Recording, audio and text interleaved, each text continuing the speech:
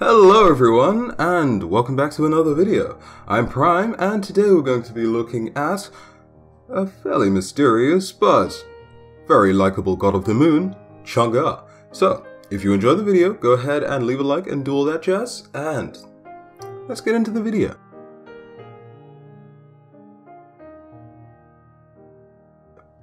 So, Chang'e looks like a beautiful lady, slightly younger than a middle-aged woman, with a very unique hairstyle and flamboyant dress. The Chang in her name means immortal female, whilst the E means consort, and Chang'e herself just happens to be the god of a water deity and brother to Hebo. She can also take the form of a toad, so if we ever get a hopgar or riveting dancer skin for the goddess, try not to be completely disgusted.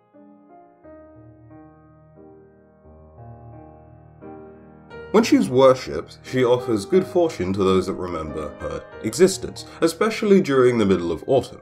Chang'e can be associated with the yin portion of the yin-yang symbol, the basic meaning behind the symbol being that there is a quality or perfect balance in everything. The white and black halves of the symbol show this, but the dots within are a reminder that where there is light, there must also be darkness, and vice versa. Hou-yi is said to be the embodiment of the yang portion, the yang portion being white and the yin being black. As most of you know, Hou-yi was a lucky man, because he was married to Chang'e, who made a bit of a mistake. You see, the Jade Emperor, the ruler of heavens, had 10 disobedient sons. They were getting pretty bored with their perfect lives under the rule of their father, and so transformed themselves into 10 glorious sons. Callously, they scorched the earth from a safe space in the heavens, with the Jade Emperor powerless to stop their cruelty, leading to the hiring of a renowned archer, Hou-yi, who was instructed to take care of the delinquents. Upon his arrival, Hou-yi witnessed the horrible disaster on Earth. Any and all life would become charred, inanimate shells of whatever they may have been before, and the people lived in constant fear and pain.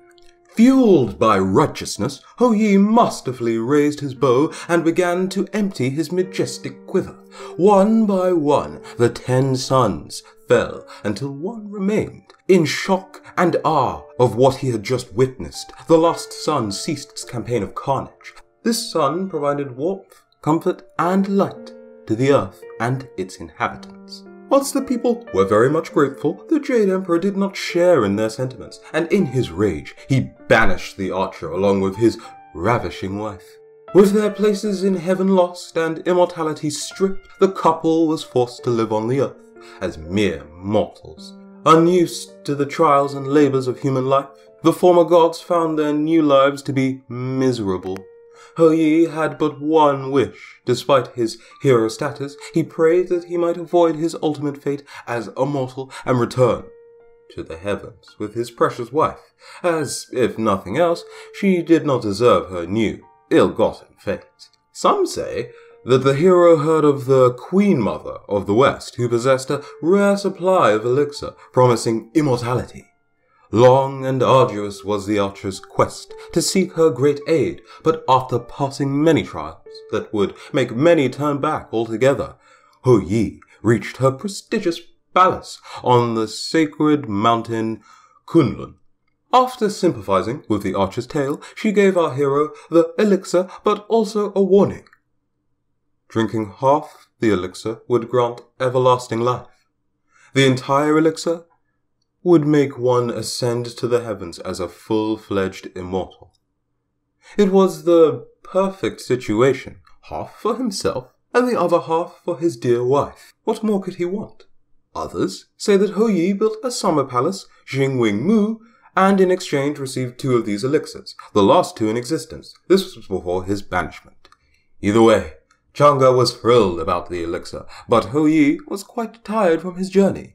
She could not wait for him to awaken, and so, without hesitation, gulped down the entire bottle. I guess you could say that she got every girl's dream, and weight would no longer be a concern. Unfortunately, she was still afraid to enter the heavens, and so chilled on the moon for eternity, with some rabbits away from her love. Hou Yi, who was now without anything, well, that's not true. He still had his mortality, ticking death sentence thing, which for a former god must have been the trolliest thing ever, but because of her greed, Chang'e was turned into a three-legged toad as punishment by the Queen Mother. So, just to quickly summarize here, Hou Yi got severely GG'd. Chang'e played really well, and the Jade Emperor would break the game worse than Kronos if he were ever released into the game. There is an alternative myth in which Hou Yi tries to shoot Chang'e down out of the sky in his rage, but eventually somehow requires the necessary means to ascend himself and build a palace inside of the sun.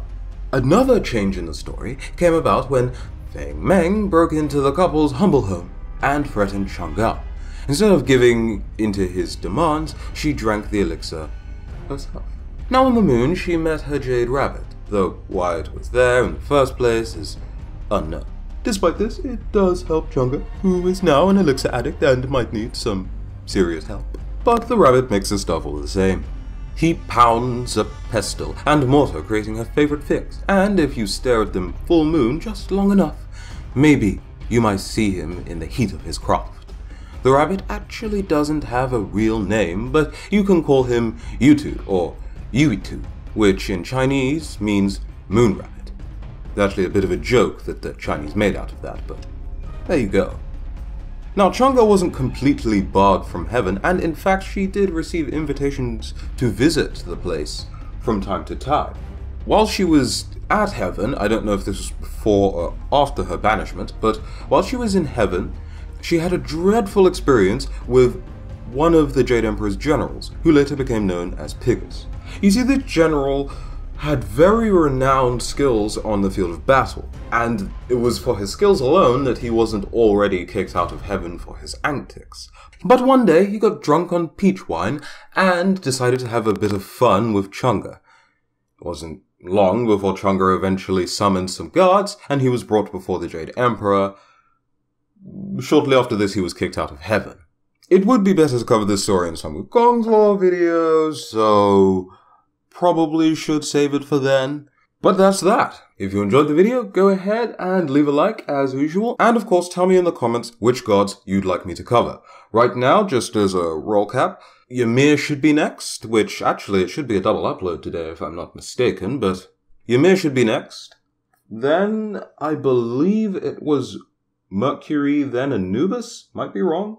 Going to go ahead and check the list, and of course I'll have like an on-screen checked version of this list, but those are the gods that I'm remembering off my head right now. So until the next video, have a very good day. Thank you so much for watching. I've been Prime, and I'll see you in a few. Bye-bye.